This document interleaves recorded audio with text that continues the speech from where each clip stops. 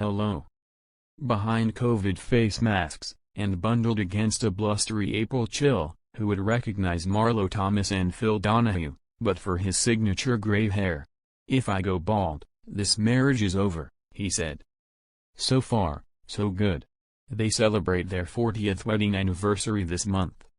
If you ask Donahue the date of their wedding, he will offer, "It's the 5th of May, May 5th.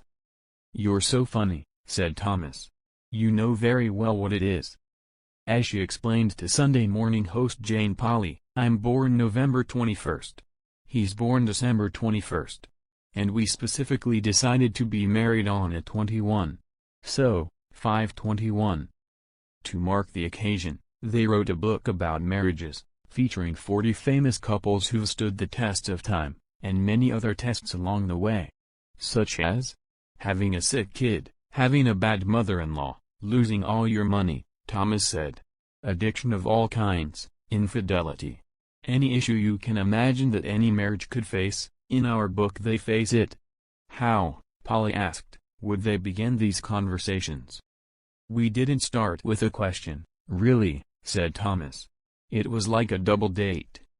A double date that began with crackers and cheese, and eventually got down to brass tacks. We talked about how do you fight, and how you come back from a fight. Some people are championship fighters," Pauley said. "I'm thinking of Chip and Joanna Gaines, the fixer-upper couple. They fought a lot in the beginning of their marriage, because she's very cautious and he's crazy adventurer," Thomas said.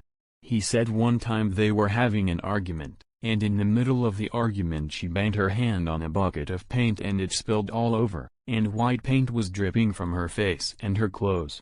But she didn't stop, she just kept screaming and yelling. He said he looked at her, he thought, "You know, I love this woman, she is so passionate." At 17, Billy Crystal didn't even have a driver's license when he met Janice, his wife of 50 years. Why did he cling so ferociously to the teenage girl he fell in love with when he was a kid? Asked Pauley. "I think they really believed in each other," Thomas said. "One of the things I was impressed with Janice and Billy, and Arlene and Alan Alda, these are guys that had careers that were really going nowhere. Billy Crystal was a substitute teacher, Alan Alda drove a cab. But their wives never said to them, as many wives might dash when are you going to get a real job?" Phil and Marlo's love affair began in 1977, on television, with an audience, when she appeared as a guest on The Donahue Show. Marlo Thomas, single, was a guest on divorcee Phil Donahue's show in 1977. In front of millions of viewers, sparks flew. Donahue. "It really wasn't an interview," she said. "And he said to me, 'How come you've never married?' I said, 'I just don't believe it's for me. It seems like it's only a place for 1.5 persons, you know, the person that has the dream and the other person who supports the dream.'" Pauley asked, "Where'd you get that idea?" "Well, my parents for one." Her mother had given up a singing career to marry the star of TV's Danny Thomas Show, but within weeks, Marlo was a regular guest in the home of single dad Phil, raising 4 boys in Winnetka, Illinois. Pauley said, "I think being single and independent was almost your brand." "No, I was never getting married." Like the character she played in the hit TV series That Girl, Thomas was pursuing a career, not a husband. "I was trying to portray, for the first time on television, a young girl who wasn't thinking about getting married. She was thinking about who she could be in the world."